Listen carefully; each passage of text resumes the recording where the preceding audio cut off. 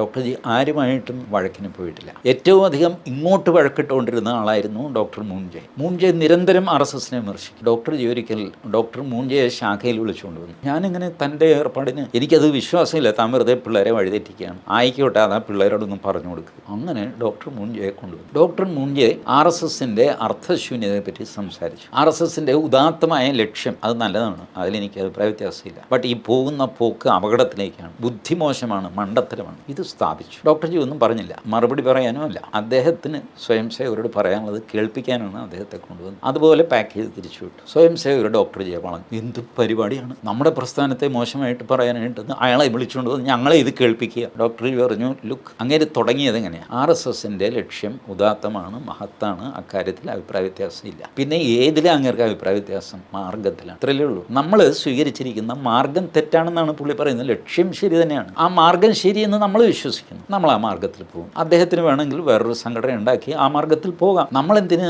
അദ്ദേഹത്തിൻ്റെ വാക്കുകൾ കേട്ട് വിഷമിക്കണം? ബട്ട് ഒരു കാര്യത്തിൽ മനസ്സിലാക്കുക, അദ്ദേഹം നമ്മുടെ ശത്രുവല്ല. നമ്മൾ വഴിതെറ്റി എന്ന് ആത്മാർത്ഥമായിട്ട് വിശ്വസിക്കുന്ന ഒരു മിത്രമാണ് ആ മനുഷ്യൻ. നിങ്ങൾ എന്തിന് അദ്ദേഹത്തെ ശത്രുവായിട്ട് കാണും? ഇതോടെ സ്വയം സേവർക്ക് കാര്യം മനസ്സിലായി. ഇങ്ങനെ നമ്മളെ വിമർശിക്കുന്നവരെ കൊണ്ടുവന്ന് okay come on tell us what is your problem with RSS, ഇത് ചെയ്യാനുള്ള ആത്മധൈര്യവും ആത്മവിശ്വാസവും ഡോക്ടർ ജിക്ക് ഉണ്ടായിരുന്നു.